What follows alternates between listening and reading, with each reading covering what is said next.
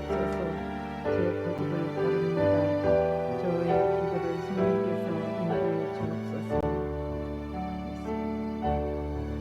대적 기도를 합니다. 예수 이름으로 명한다. 잡념, 피곤, 조롱, 분주함과 집중 방해하는 악한 영은 떠나 갈지어다. 예수 이름으로 명한다. 세상의 영, 악한 영은 떠나 갈지어다. 예수 외에 다른 데 관심을 가지게 하는 악한 영도 떠나 갈지어다. 불신앙과 세상 염려, 불안, 두려움도 떠나 갈지어다. 예수 이름으로 명한다. 친밀함의 회복 방해하는 악한 영, 교만함과 반항심, 고집, 완관, 냉랭함도 떠나 갈지어다. 영분별 방해하고 사단이 주는 생각도 떠나 갈지어다. 예수 이름으로 명한다. 혼미함과 혼란스러움, 우둔함, 불순종과 안일함, 영적인 막힘, 기동답 방해하는 악한 영은 떠나 갈지어다. 예수 이름으로 명한다. 예민함과 부정적인 감정이나 생각과 미움도 떠나 갈지어다. 예수 이름으로 명한다. 어두움, 우울함, 낙심, 실망, 좌절감은 떠나 갈지어다. 예수님만으로 만족하지 못하게 하는 악한 영도 떠나 갈지어다. 방황, 묶임과 악한 영향력, 틈타 들어온 사단, 방해하는 사단은 예수 이름으로 떠나 갈지어다. 예수님의 보혈을 묵상하도록 합니다.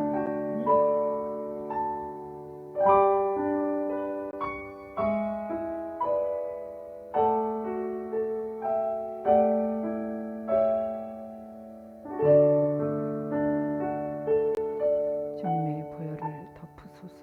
주님의 보혈로 덮으소서.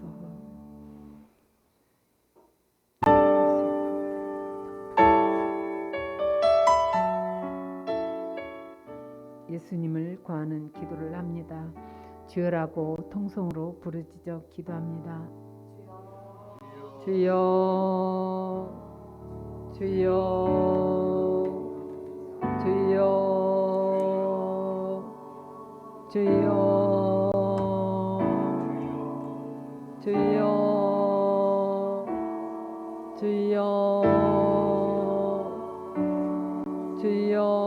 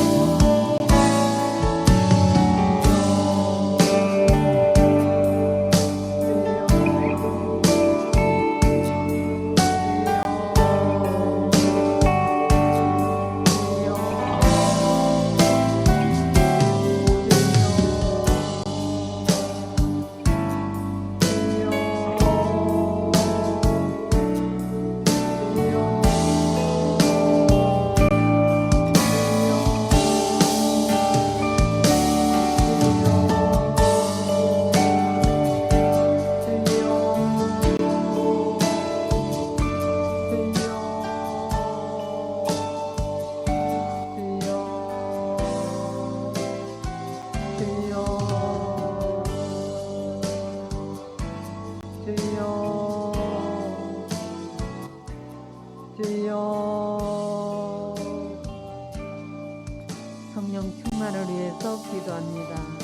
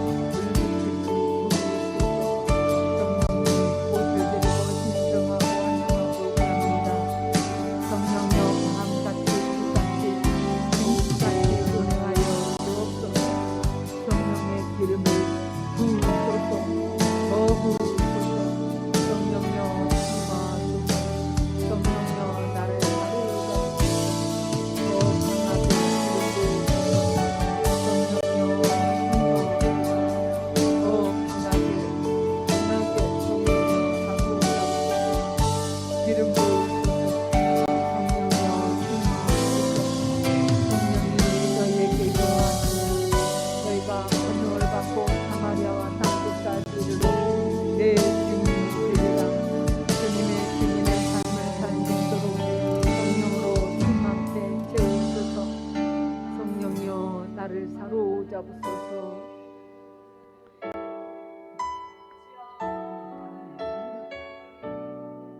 예배를 위해서 통성으로 기도합니다. 예배에 집중하게 해달라고, 하나님의 음성을 듣게 해달라고, 주님 이 시간에 말씀을 들을 때 깨닫는 지혜를 달라고 기도합니다. 주님 이 시간에 주님 만나기를 원합니다.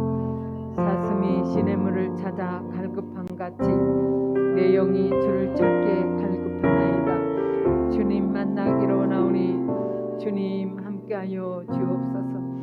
주님의 세미한 음성을 듣기를 원합니다. 주님 빈 마음으로 왔사오니 주님 만나는 복된 시간 되게 하여 주옵소서. 주님 함께하여 주옵소서. 이 시간에 말씀을 들을 때 깨닫는 지혜를 허락하여 주옵소서. 예수 이름으로 기도합니다. 아멘. 찬양 드리겠습니다.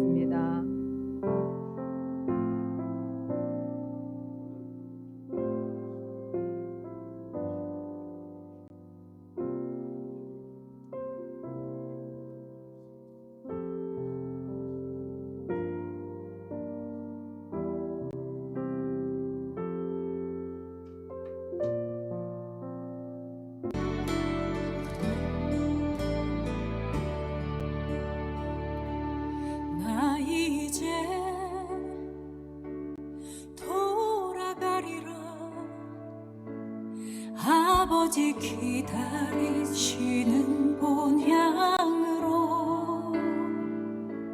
나 이제 돌아가리라. 아버지 안아주시는 본향으로 나 이제 돌아가리라. 아버지 눈물 흘리신 그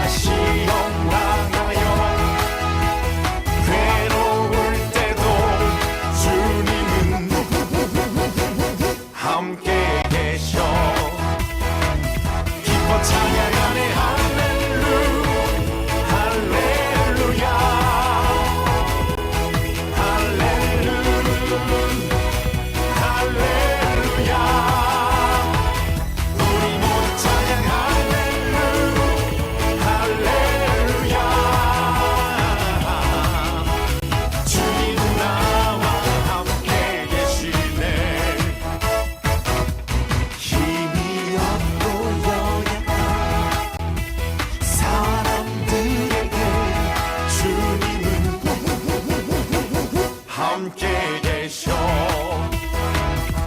세상 모든 형제와 자매들에게 주님은 함께 계셔 기뻐 찬양하네 할렐루야 할렐루야 할렐루야 할렐루야 우리 모두 찬양 할렐루야 할렐루야 주님은 나와 함께 계시네 기뻐 찬양하네 할렐루야 할렐루야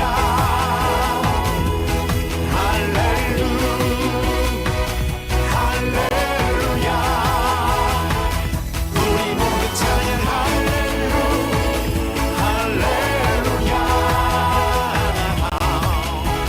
주님은 나와 함께 계시네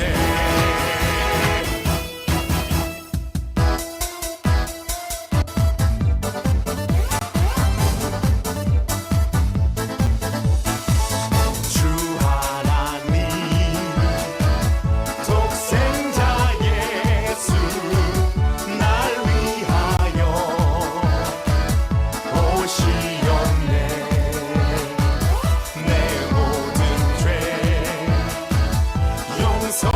용서하시고 죽음에서 부활하신 나의 구세주 살아계신 주 나의 참된 소망 걱정 근심 전혀 없네 사랑해 주네 갈 길 인도하니 내 모든 삶의 기쁨 늘 충만하네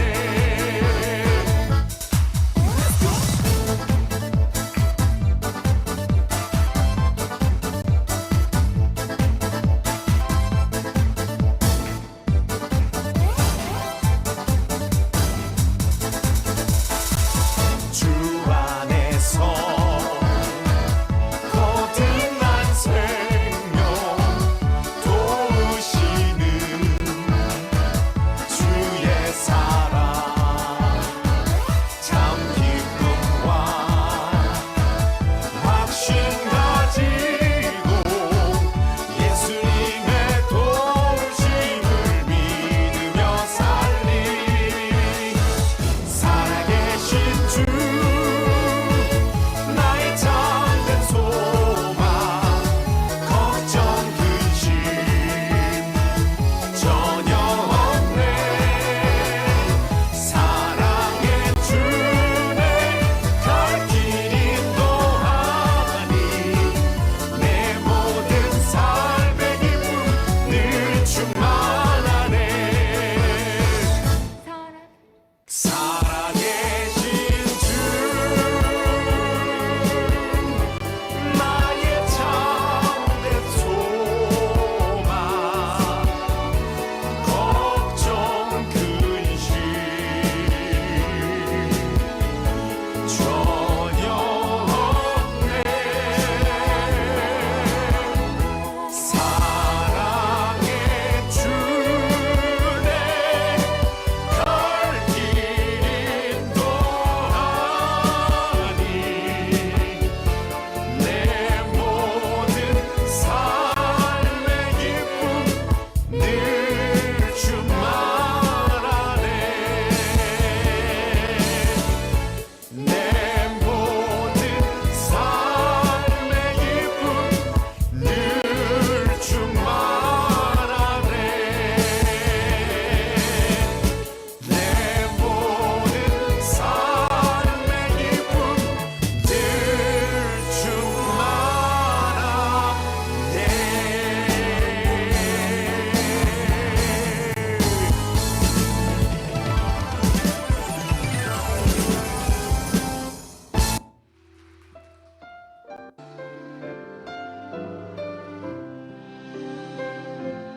내 진정 사모함 주 예수님은 아름다워라. 산 밑에 백합화요 빛나는 새벽별 주님 영원할 길 아주 없도다. 내 마음이 아플 적에 그 위로 내시며 나 외로울 때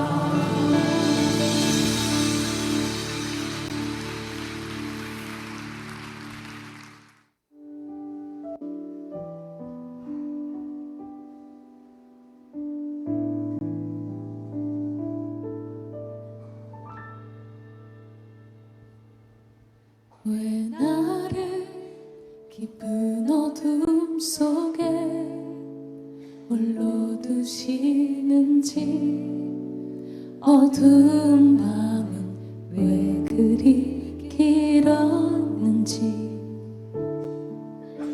나를 고독하게 나를 낮아지게 세상 어디도 기댈 곳이 없게 하셨네.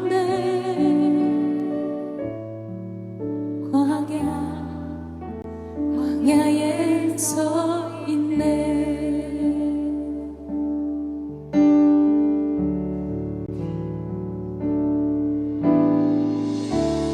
주님만 내 도움, 주님만 내 빛이 되시는, 주님만 내 친구 되시는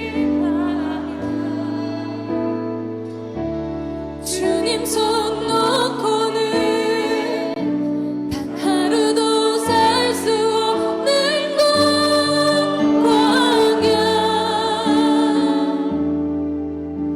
광야에 서 있네.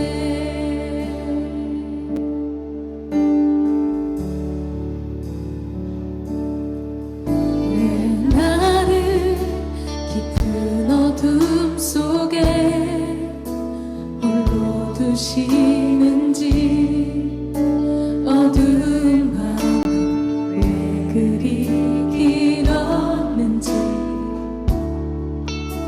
나를 고독하게 나를 낮아지게 세상 어디 기댈 곳이 없게 하셨네.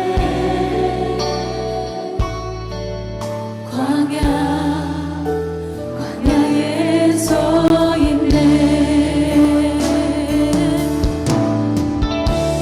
주님만 내 도움이 되시고 주님만 내 빛이 되시는, 주님만 내 친구 되시는 광야. 주님 손 놓고는 하루도 살 수 없는 곳 광야.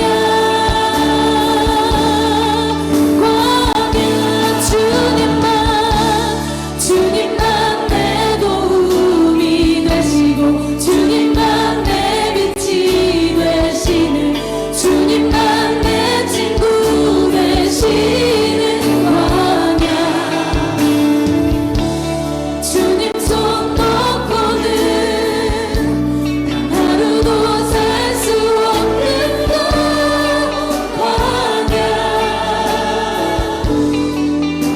광야에 서 있네. 우리 한 번 더 고백합시다. 왜 나를 깊은 어둠 속에 홀로 두시는지 어두운 밤 왜 그리 길었는지 나를 고독하게 나를 낮아지게 세상 어디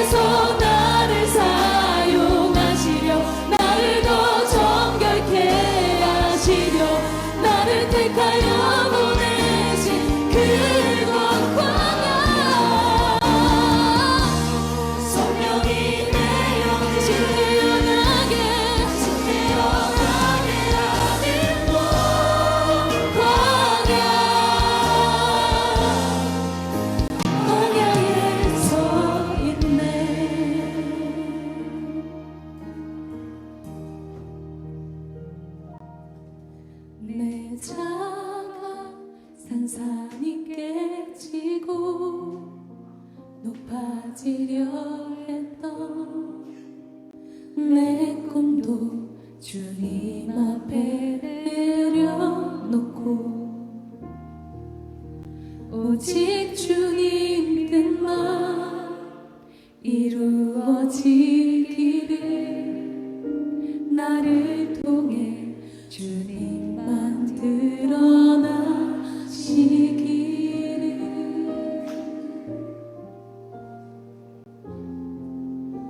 광야를 지나며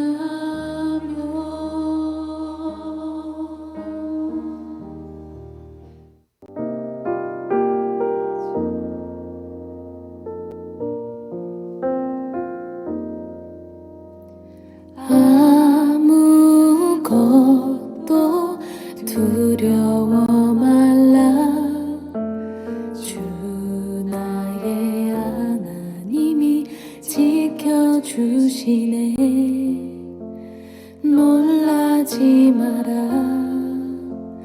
겁내지 마라 주님 나를 지켜주시네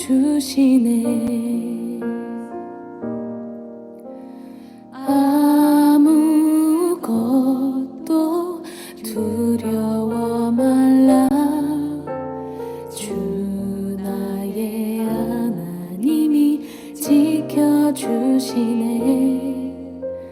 놀라지 마라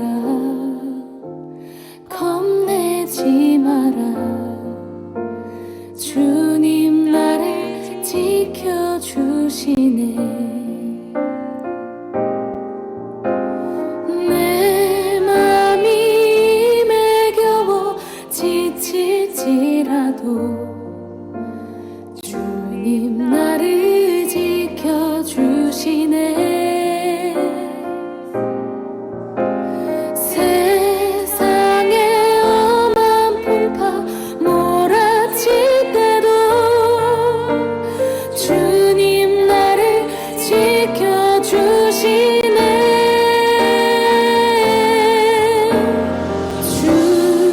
주님은 나의 산소 주님은 나의 요새 주님은 나의 소망 나의 힘이 되신 여호와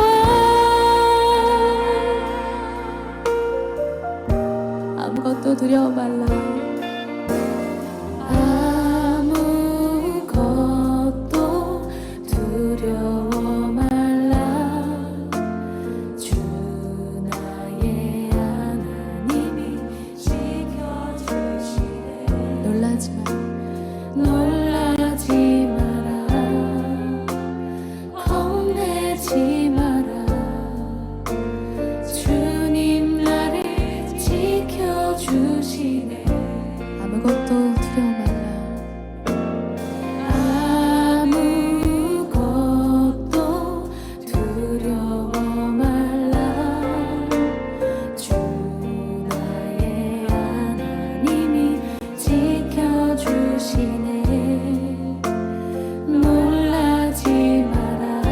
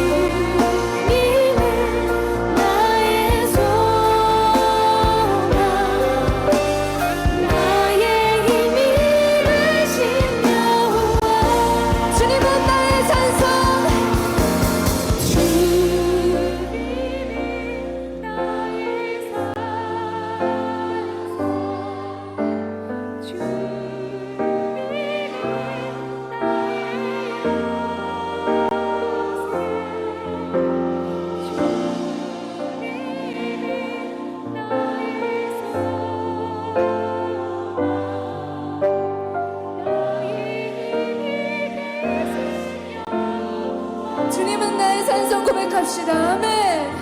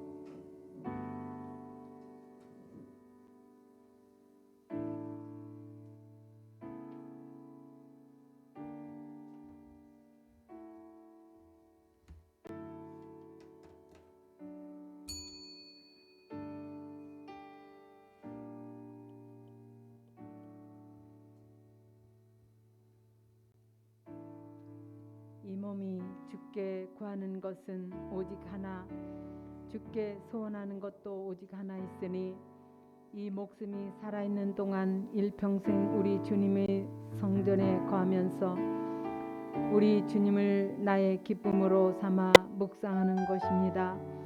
주여, 이 몸이 부르짖을 때에 들어주소서. 이 몸을 어여삐 보시어 나의 간구에 응답해 주소서. 오 주여, 주의 얼굴을 내게서 돌리지 마소서. 분노하시어 주의 종을 저버리지 마소서. 지금껏 주께서 나를 도와주셨으니 내 구원의 하나님이시여, 제발 나를 버리지 마시고 포기하지 마소서. 비록 내 부모는 나를 버릴지라도 주께서는 이 몸을 끝내 붙들어 주실 것입니다. 오 주여, 주의 길을 내게 일러 주소서.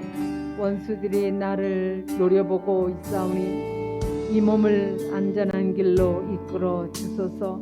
사람 사는 이 세상에서 내가 선하신 주님의 은덕을 힘입어 생전의 복을 누리며 살아갈 줄로 확신합니다. 너는 주를 바라보아라. 주께서 내게 힘 주시리니 너는 강하고 담대하게 주를 의지하여라. 아멘.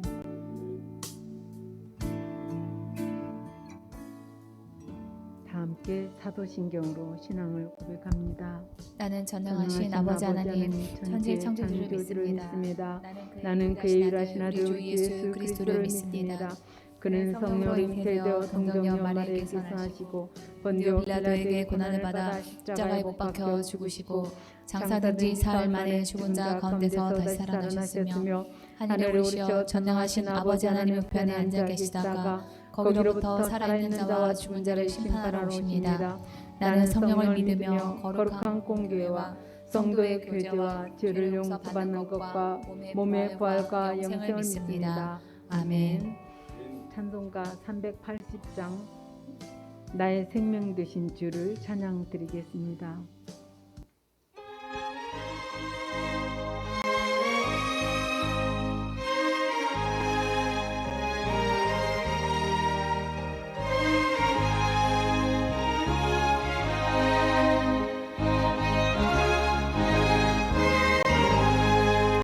나의 생명 되신 주 주님 앞에 나갑니다. 주의 흘린 보혈로 정케 하사 받아주소서. 날마다 주를 찬송하게 된 주의 사랑 줄로서 나를 굳게 잡아매소서. 그런 세상 지낼 때 나를 인도하여 주소서.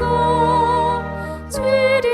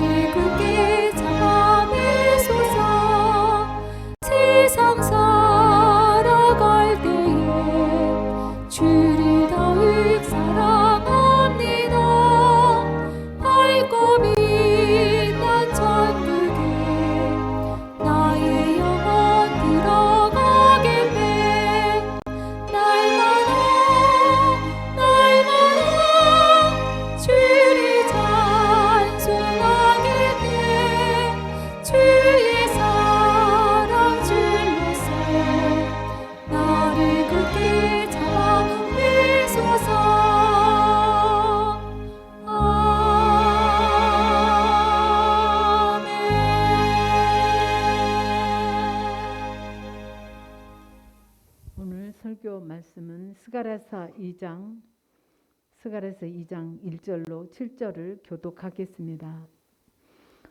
내가 또 눈을 들어 본즉 한 사람이 측량줄을 그의 손에 잡았기로 내가 그에게 물었다. 어디로 가십니까? 그가 나에게 대답하였다. 예루살렘을 재서 그 너비와 길이가 얼마나 되는지 알려고 간다. 내게 말하는 천사가 나가고 다른 천사가 나와서 그를 맞으며 그에게 말하였다. 너는 저 젊은이에게 달려가서 이렇게 알려라. 예루살렘 안에 사람과 짐승이 많아져서 예루살렘의 성벽을 두를 수 없을 만큼 커질 것이다. 여호와의 말씀에 내가 불로 둘러싼 성곽이 되며 그 가운데서 영광이 되리라. 어서 너희는 북쪽 땅에서 도망쳐 나오너라. 나 주의 말이다. 내가 너희를 하늘 아래에서 사방으로 부는 바람처럼 흩어지게 하였지만 이제는 어서 나오너라. 나 주의 말이다. 다 함께 읽겠습니다. 바벨 성 도성에서 살고 있는 시온 백성아 어서 빠져 나오너라. 아멘. 아멘. 전도사님 나오셔서 말씀을 전하시겠습니다.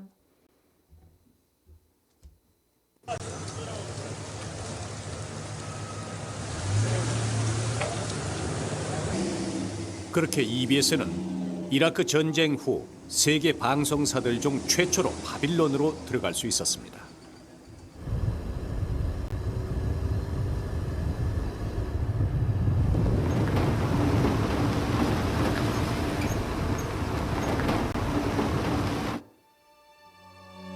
이라크의 수도 바그다드에서 남쪽으로 약 100km 지점에 있는 고대의 도시 바빌론.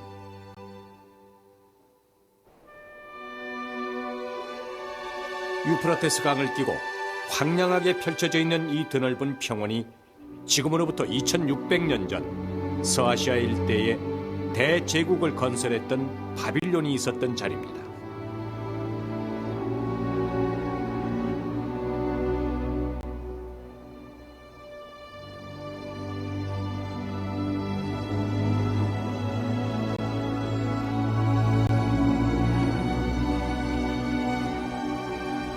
그러나 지금 이곳에서 번성했던 바빌론의 영광을 상상하기란 결코 쉽지 않습니다. 깨진 벽돌과 마모된 흙벽, 무너진 집들만이 덩그러니 역사의 파편처럼 남아있을 뿐이죠.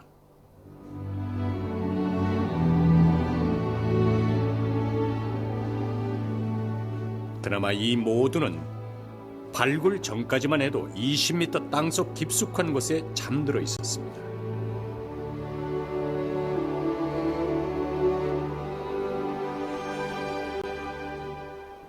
그런데 발굴이 채 30%도 진행되지 않은 바빌론 유적 한쪽에 의문의 한 건축물이 눈에 들어옵니다.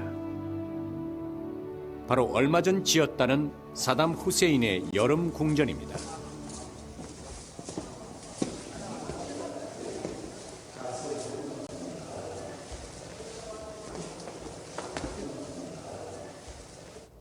그러나 궁 내부는 처참하리만큼 훼손돼 있었습니다. 벽은 화려한 장식품들 대신 갖가지 낙서들로 빼곡했죠. 미군에 대한 증오와 후세인에 대한 원망들이 낙서 속에 고스란히 담겨 있었습니다. 지난 2006년 형장의 이슬로 사라졌던 후세인. 그는 이 옥좌에 앉아 다시 한번 바빌론의 영광을 되살리고 싶었을 것입니다.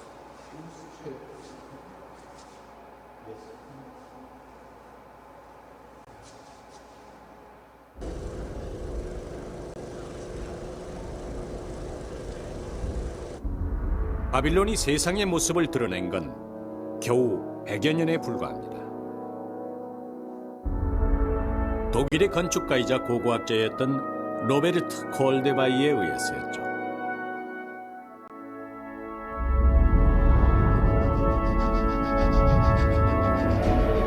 그는 19세기가 끝날 무렵인 1899년 미지의 바빌론을 찾아 기차에 몸을 싣습니다.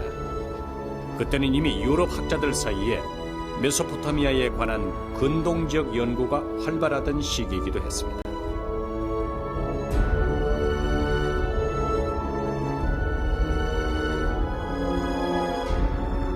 콜데바이는 인부들을 동원 땅속 20m까지 파들어갔습니다.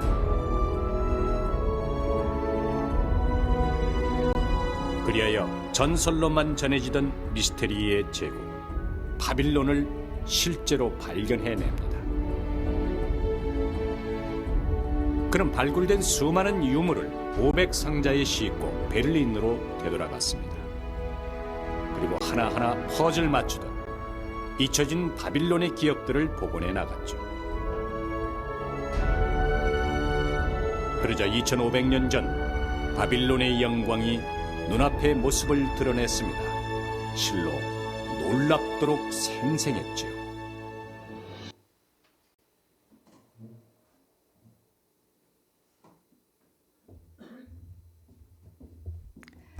예.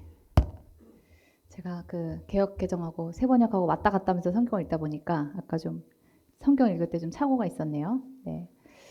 자, 오늘 우리 이번 주에 올해 우리 기도의 집교의 목표 좀 다 함께 좀 소리내서 읽어보겠습니다. 시작. 기도하고 묵상하지 않으면 견딜 수 없는 영의 사람이 되자. 네. 제가 이 4월 한 달 동안에 에스라서를 묵상을 하면서 주님이 주신 감동이 있어가지고 좀 쉬어가는 김에 여호수아서 강의를 좀 잠깐 멈추고요. 오늘은 좀 스가랴서를 생각을 해보겠습니다. 이 스가랴서가 우리가 자주 읽는 그런 파트가 아니기 때문에 여러분들이 어려워하실 수도 있는데 잘 따라오시면은 어려운 그런 부분도 아닙니다. 우리가 스가랴서를 이해하기 위해서는 이스라엘의 역사에 대한 이해가 좀 선행이 되어야 됩니다. 이스라엘은 아브라함을 시작으로 해서 손자 때였던 그 야곱이 12명의 아들을 낳으면서 12지파를 이루고 번성해 나갔습니다. 그런데 이 야곱의 집안이 창세기 때 그 중동 지역에 당시에 휩쓸었던 그 기근을 피해서 이집트로 내려가면서 430년 동안 이집트에 있다가 모세를 리더로 삼아서 그 나온 이를 출애굽했다 이렇게 말을 합니다. 광야에서 이 40년 동안 있다가 여호수아의 지위로 정복 전쟁을 하죠. 그래서 가나안 땅을 차지합니다.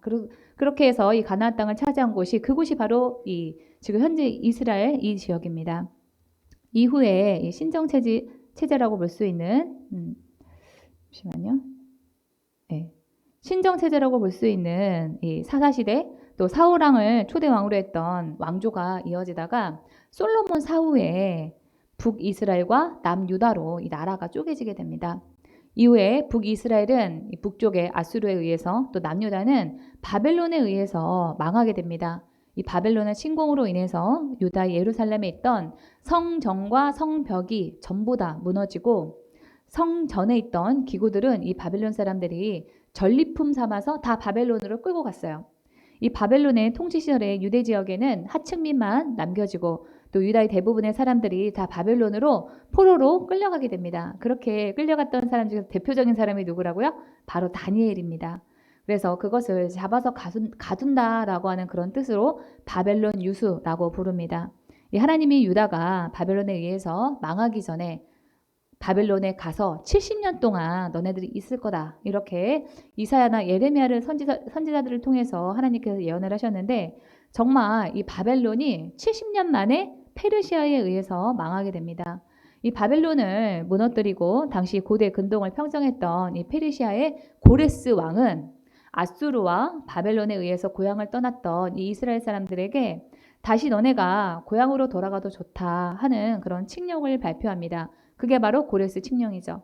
당시는 이 지금과 같은 거주 이전의 자유가 없었어요. 네, 우리나라 그 일제시대 때 일본의 그 통치를 피해서 우리나라에 있던 사람들이 러시아의 그 하바롭스크 거기나 아니면은 블라디보스톡으로 이주를 했던 그런 일이 있었습니다. 그런데 1930년대 스탈린 그 시절에 소련 정부에 의해서 카자흐스탄이나 또는 우즈베키스탄 같은 중앙 이주, 아시아로 강제 이주했던 그런 우리나라의 역사들이 있었잖아요. 그런 것처럼 이 당시에 고대 사람들도 이렇게 가라면 가고 오라면 오고 이런 역사를 반복을 했던 거예요.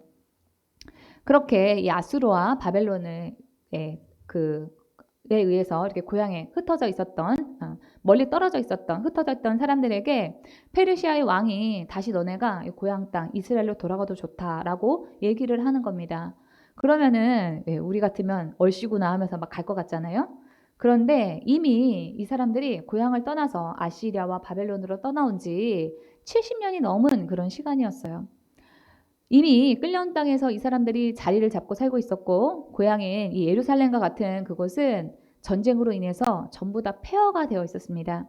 끌려온 1세대의 사람들은 다 죽고 이제 2세대라고 할 수 있는 사람들이 삶의 그 터전은 아버지 때부터 끌려와서 살고 있었던 이 아시리아나 바벨론 땅이었기 때문에 이 사람들이 고향 땅으로 돌아가기는 쉽지 않았습니다. 그래서 바벨론에 있던 300만 명 중에서 단 5만 명만이 다시 고향으로 돌아갔습니다. 이 5만 명의 사람들이 익숙했던 그 삶의 터전을 내려놓고 이 이스라엘 땅으로 돌아와서 척박한 그 유다, 이스라엘을 회복시키겠다라고 결단을 한 것도 대단한데 하나님께서 원하시는 것은 예루살렘의 성전을 먼저 짓는 것이었어요. 근데 그것도 참 쉬운 게 아니죠. 여러분들이 지금 살던 곳에서 떠나서 어떤 척박한 곳으로 가가지고 거기에서 그 땅을 개척하면서 집도 짓고 농사도 짓고 먹고 살아야 되는데 하나님께서 너네가 교회부터 세워라. 이렇게 하면은 순종하기가 쉽겠습니까? 먹고 살기도 어려운데 무슨 교회 건축이야. 이렇게 하실 수 있습니다. 당시 이스라엘 백성들의 상황이 딱 그랬는데 이 사람들은 자기들의 나라가 이렇게 망해서 바벨론이나 아시리아까지 끌려왔던 그 이유가 하나님의 말씀을 잘 듣지 않았기 때문이다라고 하는 그런 반성을 했기 때문에 이 사람들이 일단 순종을 해서 성전을 먼저 짓기 시작합니다. 예, 그게 바로 우리 지난달에 에스라서를 묵상을 하면서 봤던 그런 부분인 거예요. 그런데 이스라엘 백성들이 고향을 떠난 사이에 그 땅을 차지하고 살았던 사람들이 성전 건축을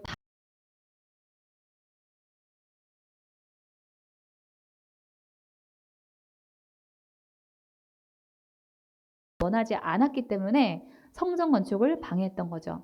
그래서 이 성전의 공사가 자그마치 16년이나 중지가 됩니다. 그런 상황에서 이 스가랴가 환상을 보고 하나님의 뜻을 알게 되는 그런 이야기가 바로 스가랴서의 내용입니다. 네. 이 스가랴가 활동하던 시기에 이스라엘 백성들은 먹고 살기도 바쁜 어려운 그런 상황 가운데서 방해를 뚫고 성전을 짓기가 어려운 상황이었다라고 하는 것은 오늘날 우리가 살기 어려운 그런 상황에서 주님이 명령하신 일에 온전히 순종하는 것을 우리가 어떻게 생각을 할 것인가 하는 고민을 하고 있는 것과 같은 그러한 뜻입니다. 얼마 전에 어떤 자매님께서 저한테 고민을 얘기하더라고요. 주중에는 회사 다니느라고 바쁘고 또 주일에는 하루 종일 또 교회에 있어야 되고 토요일 단 하루 쉬는데 그 토요일도 오전에 잠깐 쉬었다가 오후에는 그 자매님이 봉사를 하러 가거든요. 그러니까 일주일 동안에 정말 온전히 자기 혼자 쉬는 그런 시간이 없는 거예요. 그래서 이러면서 살아야 될지 모르겠다. 이런 고민을 저에게 얘기를 했습니다. 이 자매님과 같은 그런 고민은 우리 모두의 그런 고민입니다. 세상에서 일하면서 또 신앙생활을 하면서 이렇게 우리가 살기가 그 사이에서 균형을 이루기가 참 쉽지가 않습니다. 오늘의 이 말씀이 그 고민에 대한 답을 어느 정도 줄 수 있지 않을까 해서 준비를 해봤습니다. 이스라엘 백성들은 포로기 70년의 생활을 끝내고 다시 고향으로 돌아왔을 때 하나님을 예배하는 그 장소인 성전보다는 사실은 자신들을 안전하게 지켜줄 성벽을 먼저 재건하는 게 세상적인 관점에서는 맞는 일이었어요.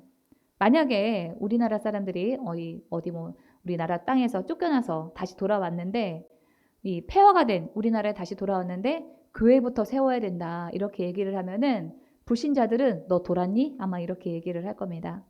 네 몸부터 보호할 것, 네가 먹고 사는 것부터 먼저 마련을 하고 그 다음에 신앙생활을 하든지 취미생활을 하든지 그 다음에 해야 되는 게 순서가 아니냐 이렇게 할 건데 이스라엘 백성들은 삶의 터전을 가꾸기도 전에 먼저 성전, 교회를 먼저 세운 겁니다.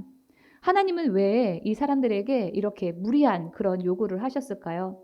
이 구약 성경 시대에 성전이라고 하는 곳은 하나님의 임재가 있는 곳을 상징했습니다.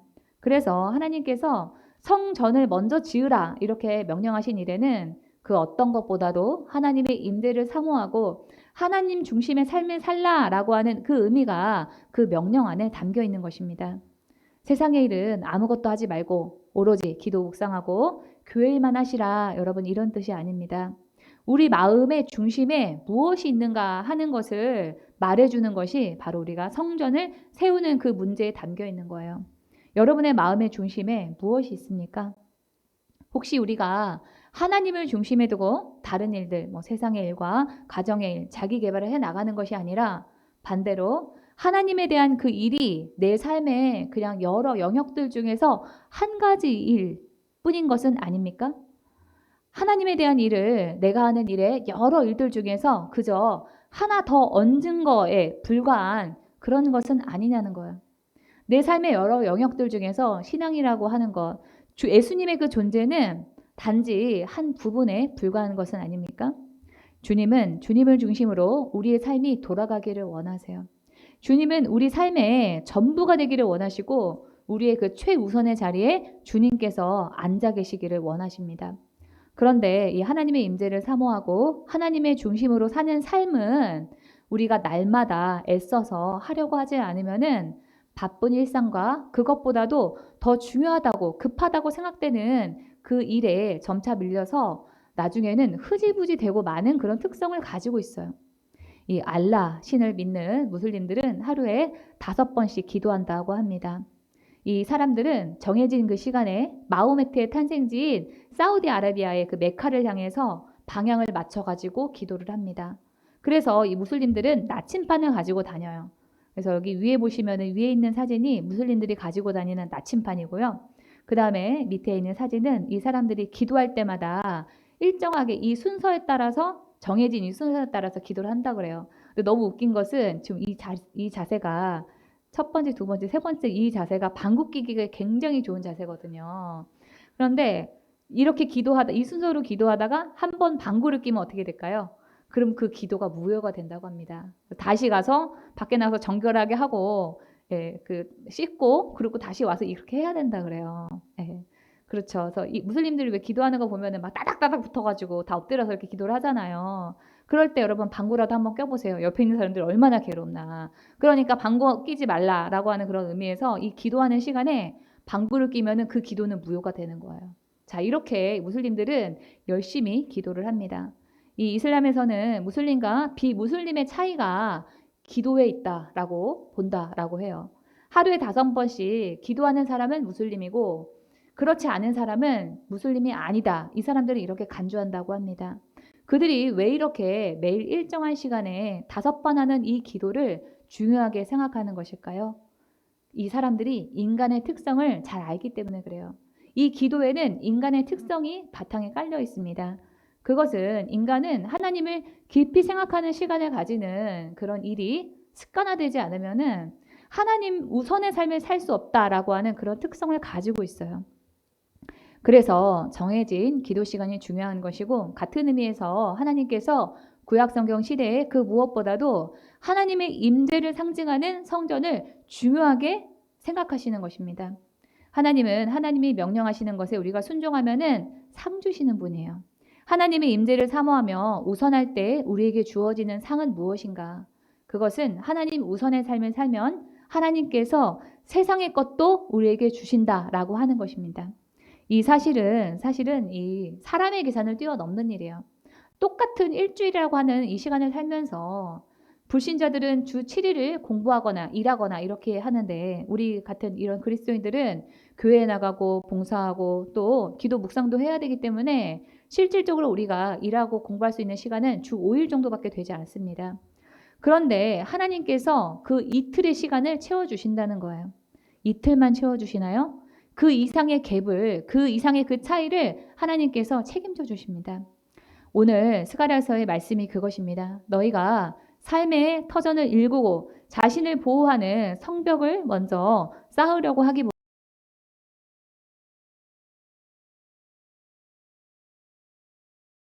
하나님이 성벽이 되시고 너희가 세상에서 복도 받게 해주시겠다. 이 말씀을 오늘 말씀에서 하고 계시는 거예요. 이 성벽은 고대시대에 그 안에 살고 있는 사람들의 터전을 상징합니다. 이 고대시대의 사람들은 이렇게 성벽을 건축하고 그 안에서 도시를 이루고 살았어요. 성벽은 곰이나 사자, 늑대와 같은 그런 야생동물로부터 보호해줄 뿐만 아니라 적의 침입으로부터 이 성 안에 있는 사람들을 보호해줬습니다. 또 이 성을 짓고 이렇게 살고 있었다라고 하는 것은 이 성 안에 있는 사람들이 어떤 체계적인 질서를 가지고 살고 있었다라고 하는 것을 의미해요. 왜냐면은 성벽을 짓고 보수하는데 많은 비용과 인력이 들어가는데 그거를 관리할 수 있는 행정력이 있다라고 하는 그런 뜻이거든요. 그렇기 때문에 우리가 이런 고대의 이런 성벽을 볼 때는 이 성 안에 있는 사람들의 그런 삶의 터전이 굳건하구나, 질서가 잡혔구나 이렇게 생각을 하면은 됩니다. 이 부자를 의미하는 이 부르주아라고 하는 단어를 여러분 알고 계십니까? 뭐 좀 잘 사는 것 같다 싶으면 쟤는 부르주아야 이렇게 얘기하잖아요. 근데 그 부르주아의 어원은 성 내부에 사는 사람이다라고 하는 그런 뜻을 가진 벌그에서 왔습니다. 이 17세기까지만 하더라도 성 안에 산다라고 하는 것은 특권층을 의미했어요. 성 안에 있으면서 국가 권력의 보호를 받고 유익을 누리니까 성 밖에 있는 사람들보다 세금을 많이 더 내야 되고 세금을 낼 만한 사람은 또 돈이 있다는 뜻이기 때문에 성 내부에 거주하는 사람 이퀄 재력 있는 사람 이퀄 부르주아 이런 공식이 성립이 됐던 거예요. 여하튼 이 이스라엘 백성들이 귀환을 하고 난 다음에 그렇게 자신을 보호해주는 그런 삶의 터전인 성벽 건설을 미루고 성전 건축부터 하려고 했는데 방해로 16년 동안이나 중단이 되고 있었다. 아까 말씀드렸죠. 이스라엘 백성들은 먹고 살기 바쁘고 방해가 커서 이 성전 건축을 망설이고 있었습니다. 그때 하나님께서는 스가랴에게 예루살렘의 성벽을 세우기 위해서 측량하고 있는 천사를 환상 가운데서 보여주십니다. 스가랴서 2장 1절부터 좀 보겠습니다. 내가 고개를 들어보니 측량줄을 가진 사람이 하나 나타났다. 이 사람이 천사죠. 내가 그에게 물었다. 어디로 가십니까? 그가 나에게 대답하였다. 예루살렘을 재서 그 너비와 길이가 얼마나 되는지 알려고 한다. 천사가 측량줄을 짚고 예루살렘 성벽을 만들려고 나섰다는 거예요. 우리가 하나님이 우선하라고 하시는 성전 건축을 할 때 성벽이라고 하는 세상 일은 하나님이 나서서 일하실 것이다 라고 하는 뜻이 담겨 있습니다. 하나님이 이스라엘 백성들어 너네는 내 명령인 성전을 우선해. 그러면 성벽이라고 하는 세상 일은 내가 할게. 이 말씀을 하시는 거예요.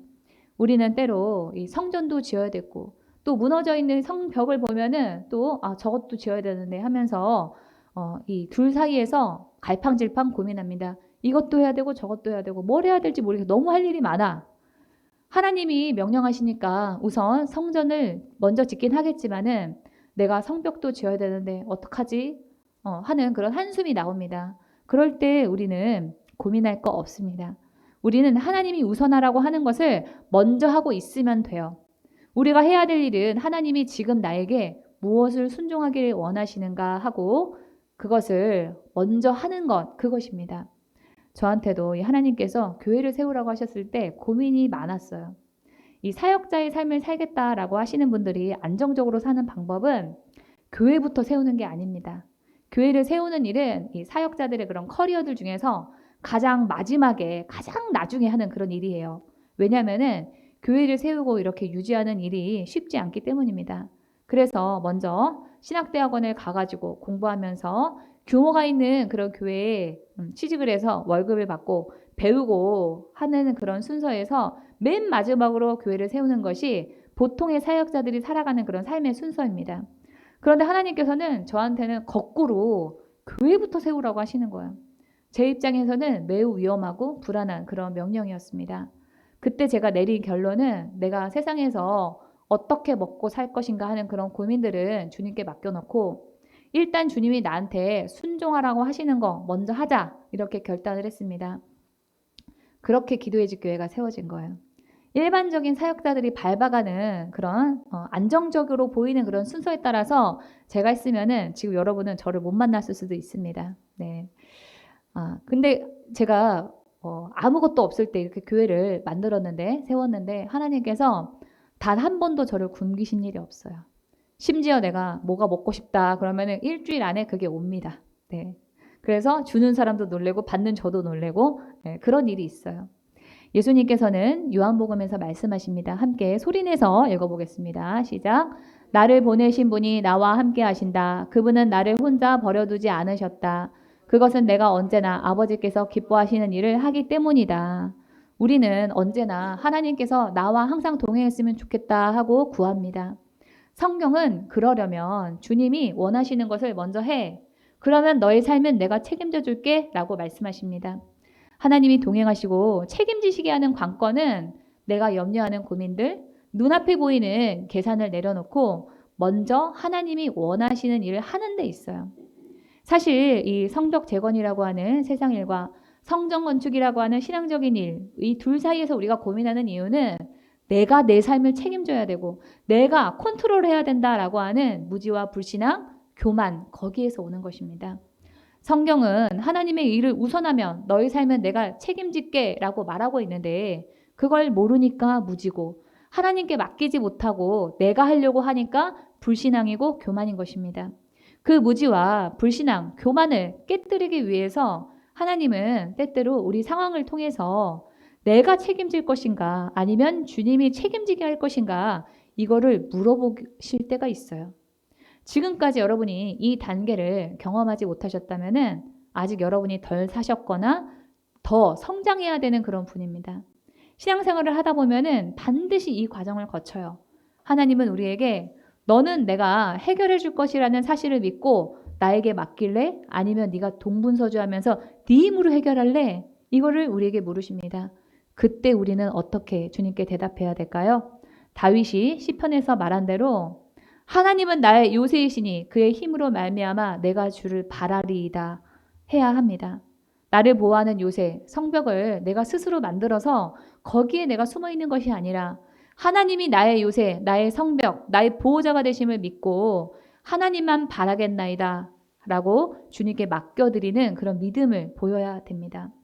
저희 어머니가 2015년에 자궁에 암이 생겨가지고 장기를 떼어내고 그 부분에 있는 장기를 다 떼어내고 수술을 받아야 된다라고 하는 그런 진단을 받았어요. 병원에서 빨리 수술해야 된다고 해가지고 일단 그 날짜를 수술 날짜를 잡고 왔는데 주님께서 엄마하고 저한테 수술을 하지 말고 주님께 맡겨라 이런 마음을 주시는 거예요. 이 엄마랑 저한테 이 암이라고 하는 이 문제를 통해서 내가 책임질 것인가 주님이 책임지게 할 것인가 이거를 우리한테 질문을 하신 거예요. 병원의 의사는 수술을 하면은 부작용도 있고 또 병원에 계속 주기적으로 다녀야 된다 이렇게 얘기를 했지만은 주님은 저한테 내가 수술하면 부작용도 없고 병원에 계속 다닐 필요도 없다 이렇게 말씀하시는 거예요. 그러면서 주님께서 저한테 가전제품이 고장나면 만약에 삼성께 고장나면 삼성 서비스센터로 LG께 고장나면 LG 서비스센터로 가야 되는 것처럼 우리가 고장이 나면 우리 몸을 지으신 주님께 맡겨드리는 게 맞다라고 말씀하셨습니다. 그래서 우리는 이 후자 주님이 책임지게 하는 이 방법을 선택을 하고 수술하지 않았어요. 그때 내가 부작용과 고통이 없이 해주겠다라고 치료해주겠다라고 하신 그 주님의 약속을 믿고 수술을 안 했는데 지금까지도 건강하시잖아요. 그 일을 통해서 저와 우리 어머니의 믿음이 얼마나 점프했는지 모릅니다. 그 일을 겪고 난 다음에 저희 어머니가 저한테 그러더라고요. 이제는 어떤 암이 와도 걱정이 없다 이런 말씀을 하시는 거예요. 그래서 그 다음부터는 제가 그 일을 경험하고 난 다음부터는 세상이 달라 보였어요. 아, 믿음으로 뭐든지 할 수 있구나. 하나님의 말씀대로 하면 되는구나. 이런 믿음이 제 안에 생겼습니다. 그렇다고 여러분께서 이거를 함부로 적용을 하셔서 병원에서 수술하라고 하는데도 수술 안 한다. 나는 믿음으로 이겨내겠다. 여러분 절대 그렇게 하시면 안 됩니다. 네, 우리 가정에만 하나님께서 내가 책임질 것인가 주님이 책임지게 할 것인가 하는 이런 특수한 경험을 하기 위해서 우리 가정에 특별한 은혜를 주신 거기 때문에 여러분들이 일반화하셔가지고 나는 무조건 다 기도로만 이겨낼 테다 이러시면 절대 안 돼요. 의사 말도 잘 들으셔야 됩니다. 네, 하나님은 스가랴에게 천사를 통해서 성전을 지었을 때의 축복에 대해서 말씀하십니다. 3절에서 5절 보겠습니다. 그때 내가 말하는 천사 앞으로 나아가자 다른 천사가 그를 맞으려고 나와서 그에게 말하였다. 너는 저 젊은이에게 달려가서 이렇게 알려라. 예루살렘 안에 사람과 짐승이 많아져서 예루살렘이 성벽으로 두를 수 없을 만큼 커질 것이다. 바깥으로는 내가 예루살렘의 둘레를 불로 감싸 보호하는 불성벽이 되고 안으로는 여기서 내가는 누굴까요? 하나님이죠. 그 안에 살면서 나의 영광을 드러내겠다. 나 주의 말이다. 이 당시에 이 재산 개념은 오늘날하고 다릅니다. 예루살렘은 산지에 위치해 있었기 때문에 농사짓기도 쉬운 그런 곳이 아니에요. 그래서 주로 목축업을 했습니다. 그래서 재산이 얼마나 되는가 가늠하는 그 척도는 가축이 얼마나 많은가, 짐승이 얼마나 많은가 거기에 있었어요. 그래서 이 욥기에 보시면은 욥의 재산에 대해서 말할 때 양이 뭐 7,000마리, 낙타가 몇 마리, 뭐 소가 몇 마리 이렇게 하고 있는 이유가 당시에 재산이 많은 기준이 가축 수에 있었기 때문에 그렇습니다. 스가랴서에서 이 하나님께서는 너희의 터전이 안정적이지 않음에도 먼저 성전을 지으면은 하나님이 너희의 짐승의 수가 많게 해주고 또 사람들이 번성하게 될 것이고 하나님이 불성벽이 돼가지고 보호해주겠다라고 말씀하십니다. 너희가 먼저 내가 하라는 성전을 건축하면 내가 너희의 삶의 삶의 이 터전은 바로 성벽이죠. 이 삶의 터전을 축복하고 내가 나서서 너희를 보호하겠다라고 하는 그런 뜻입니다. 근데 우리가 여기서 주목해야 될 점은 뭐냐면은 스가랴가 먼저 이렇게 해달라고 하나님한테 기도하지 않았다는 거예요. 하나님 우리를 부자가 되게 해주시고 우리를 번성하게 해주시고 하나님이 우리를 보호해 주세요 라고 스가랴가 먼저 간구한 것이 아니라 하나님이 먼저 나서서 그렇게 해주겠다라고 선언을 하셨다는 거예요. 이 5절을 NIV 성경으로 읽으면은 성경으로 보면 declares the Lord라고 합니다. 이 declare는 단순히 어떤 것을 주장하는 say보다는 훨씬 더 강한 그런 뜻이에요. 상대방의 반대를 무릅쓰고 하는 선언적인 자기 주장을 할 때 사용하는 단어가 바로 중간에 보시는 declare입니다. 하나님이 나서서 이스라엘 백성들에게 약속을 하시는 거예요. 하나님의 임재를 사모하며 손해가 눈앞에 뻔히 보여도 하나님이 우선 하라고 하시는 거 먼저 하는 그런 태도를 보일 때 하나님이 너희를 경제적으로도 풍요롭게 하고 사람이 불어나게 하고 성벽이 되어주시겠다라고 하시는 거죠. 여기에서 이 스가랴는 이런 축복을 받기 전에 우리가 해야 될 일에 대해서 이어서 말합니다. 그것은 바벨론에서 나오는 거예요. 6절에서 우리 7절 보겠습니다. 어서 너희는 북쪽 땅에서 도망쳐 나오너라. 아까 우리가 영상에서 봤던 그 바벨론이 이스라엘의 북쪽에 있거든요. 거기서 나오라는 거예요. 나 주의 말이다. 내가 너희를 하늘 아래에서 사방으로 보는 바람처럼 흩어지게 하였지만 이제는 어서 나오너라. 나 주의 말이다. 바벨론 도성에서 살고 있는 시온 백성아 어서 빠져나오너라. 이 스가랴서의 이 시대를 살고 있던 사람들에게 당시에 가장 번성했던 도시는 바로 바벨론 성이었습니다. 지금 아까 우리가 영상에서 봤던 그 이라크 지역이 바벨론 성이에요. 요즘 시대에 가장 번화한 곳은 서울에서는 뭐 강남일 거고 미국에서는 뉴욕인 것처럼 당시 사람들에게 가장 살기 좋은 곳으로 여겨지던 곳이 바로 바벨론 성이었습니다. 그런데 하나님께서는 거기에서 나오라는 거예요. 이 말씀은 우리더러 화려하고 좋은 곳에서 살지 마라. 세상에서 나와라. 여러분 이런 뜻이 아닙니다.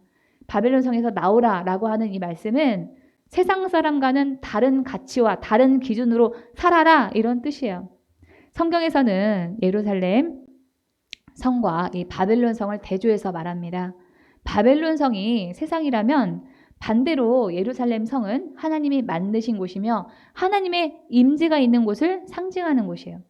이 바벨론을 처음 만들었던 사람은 창세기에 나오는 니므롯입니다. 창세기 우리 10장 보겠습니다. 구스는 또 니므롯을 낳았다. 니므롯은 세상에 처음 나타난 장사이다. 그는 주님께서 보시기에도 힘이 센 사냥꾼이었다. 그래서 주님께서 보시기에도 힘이 센 니므롯과 같은 사냥꾼이라는 속담까지 생겼다. 이 느므롯이라고 하는 이름의 이 뜻은요. 이 님자가 높은 사람을 뜻하고 마랏은 반역한다, 대항하다 이런 뜻이에요. 그래서 이걸 두 개를 합치면은 높은 사람, 즉 하나님에게 반역한다라고 하는 그런 뜻을 가지고 있습니다. 이 느므롯에 대한 성경의 이 창세기 10장의 기록은 힘을 강조하는 데 있습니다.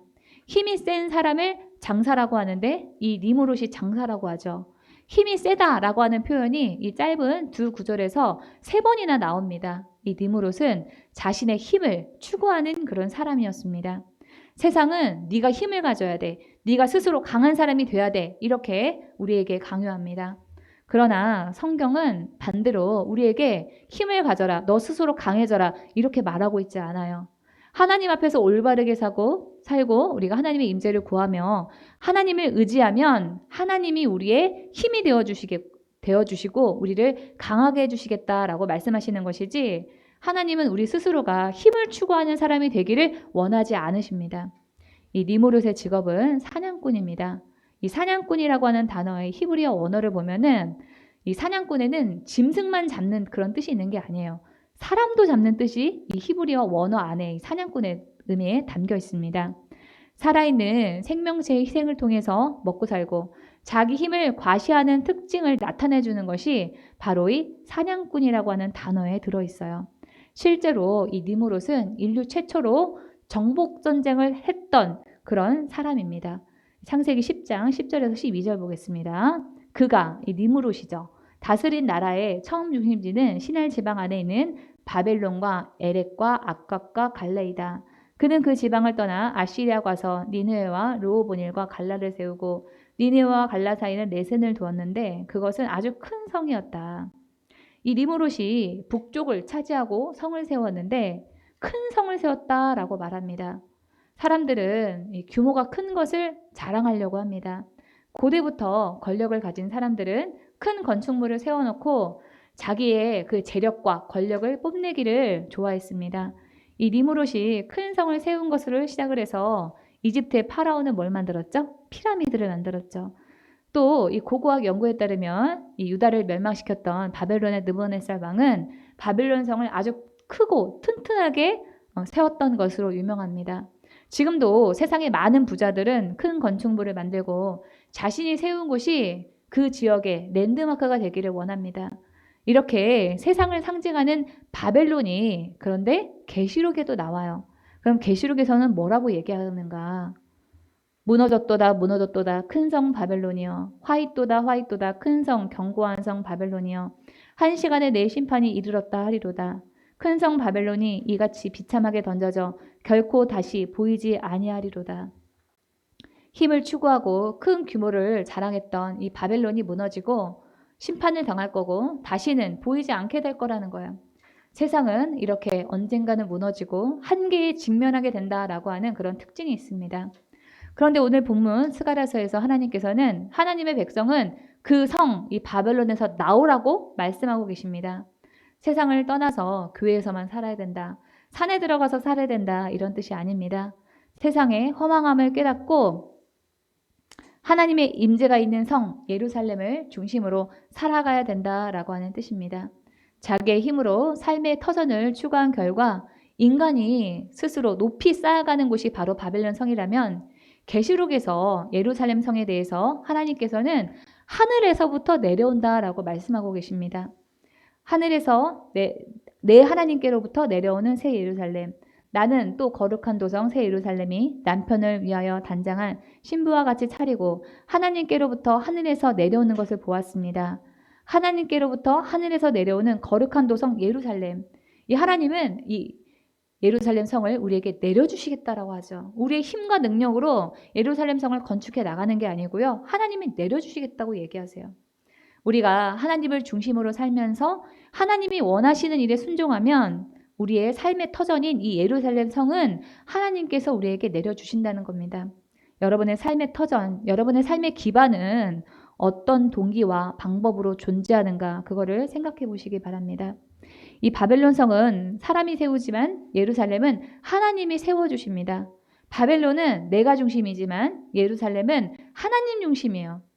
바벨론은 내가 왕이고 예루살렘은 하나님이 주인 되신 성입니다. 바벨론은 내가 싸워서 내가 지키고 내가 쟁취해야 되는 그런 성이라면 예루살렘은 하나님의 방법으로 하나님이 지키시는 성입니다. 여러분께서 세상에서 할 수 있는 최선은 다하십시오. 예수 믿는 사람은 불신자보다도 배로 더 성실해야 돼요.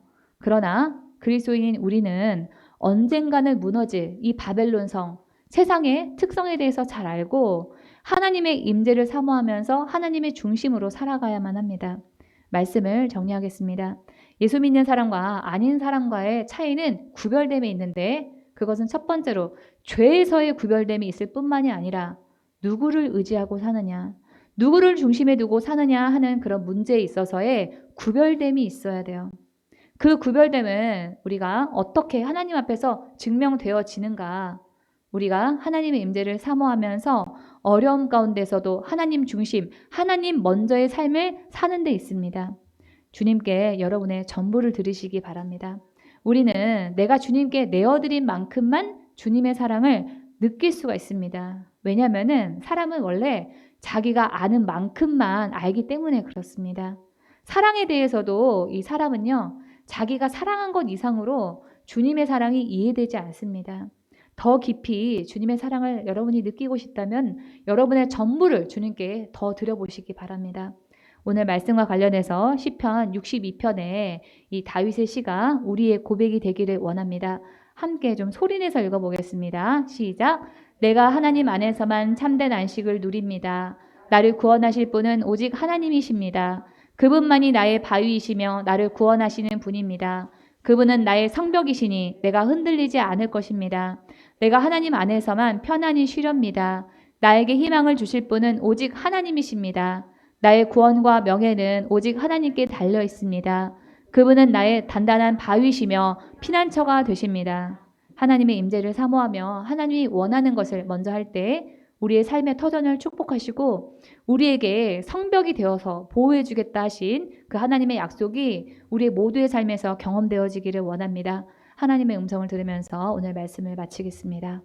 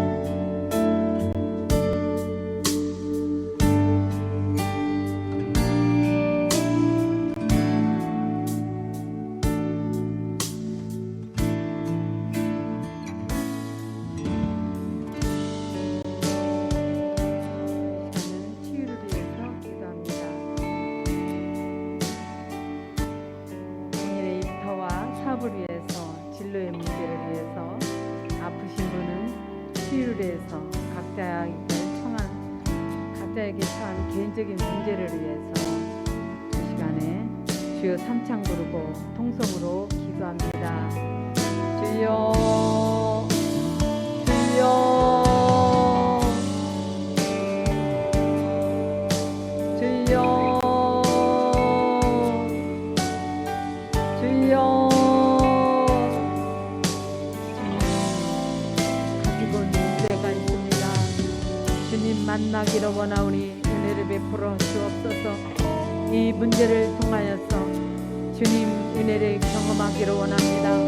주님 말씀하여 주옵소서. 주님이 함께 하시지 아니하면 저는 아무것도 할 수 없음을 고백합니다. 주께서 역사하여 주옵소서. 수고하고 무거운 짐진 자들아 다 내게로 오라. 내가 너희를 쉬게 하리라. 주님 약속하시지 않았나이까. 주께서 함께하여 주셔서 오늘 이 문제를 통해서 주님 경험하게 하여 주옵소서.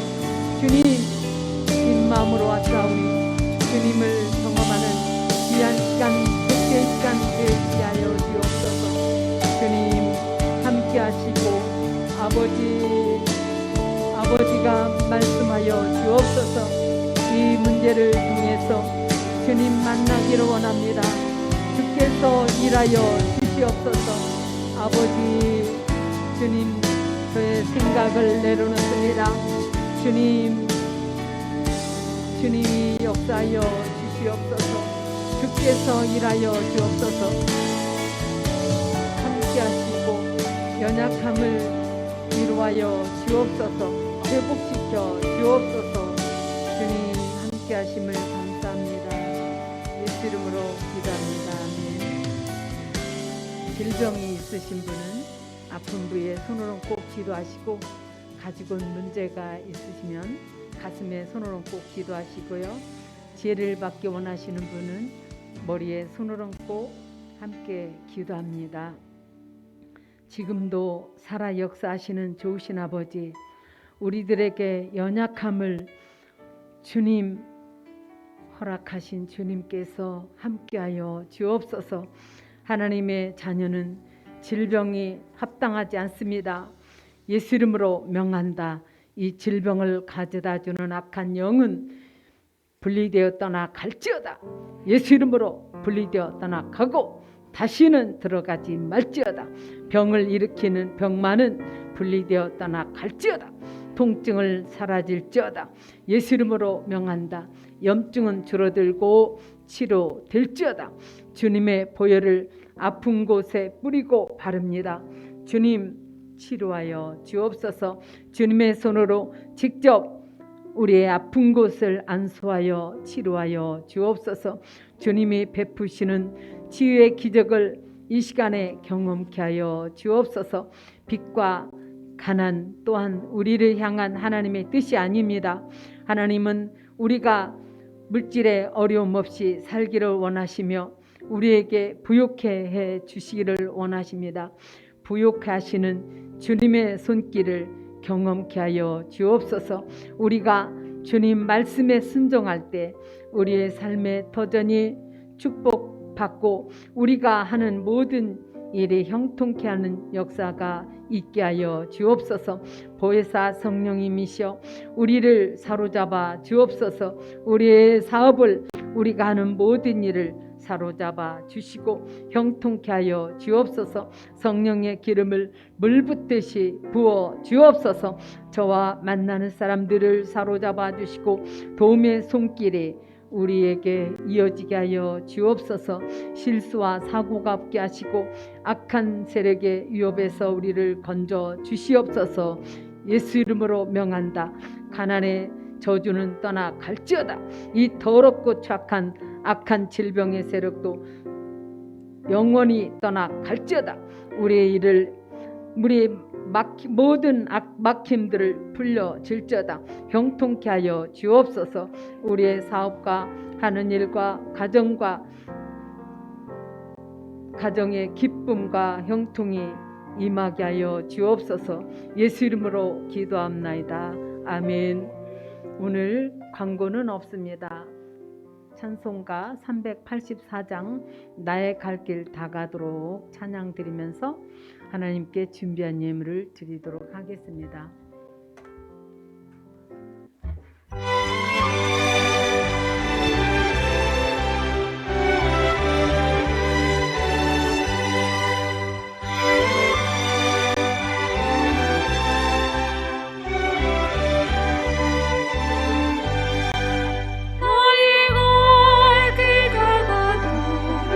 예수 인도하시니 이제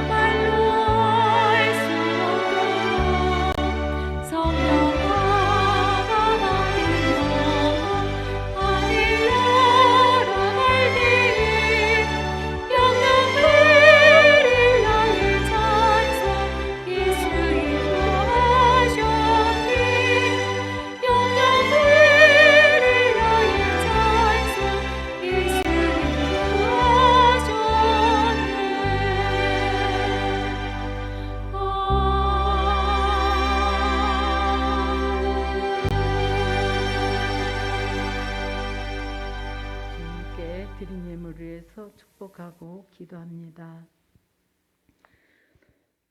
우리의 마음의 중심이 주님이 계시기를 원합니다.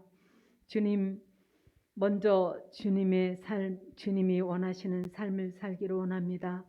주님이 주인 되신 삶을 살기를 원하오니 은혜를 베풀어 주옵소서. 손해나 방해가 예상됨에도 불구하고 주님이 원하시는 일을 먼저 구할 때 주님이 우리의 삶의 터전에 복을 주시고 보호해 주시리라는 말씀을 신뢰합니다. 성경의 그 가치관이 나의 가치관이 되게 하여 주옵소서. 말씀대로 이루어지는 일들을 경험케 하여 주옵소서. 내 삶을 내가 세우고 책임지며 살아남기 위해 남보다 앞서가기 위해 아등바등하는 것이 아니라 주님이 세우시며 주님의 방법으로 이끌어 가시는 인생들이 다 되게 하여 주옵소서. 부와 존귀가 주님께로부터 나오고 주님께서 만물을 다스리시며 주님의 손에 권세와 권능이 있으니 사람이 위대하고 강하게 되는 것도 주님의 손에 달렸습니다. 이 말씀에 아버지 동의하게 하여 주옵소서. 마음으로 기쁘게 주님께 온전한 10의 1조와 감사 예물과 주일헌물을 드립니다. 자원하는 마음과 기쁨으로 드리는 헌신을 주님께서 받아주시고 축복하여 주시되 오병의 기적으로 축복하여 주시옵소서. 삶의 터전과 가정에 하는 모든 일들이 축복하여 주옵소서. 예수 이름으로 기도합나이다. 아멘.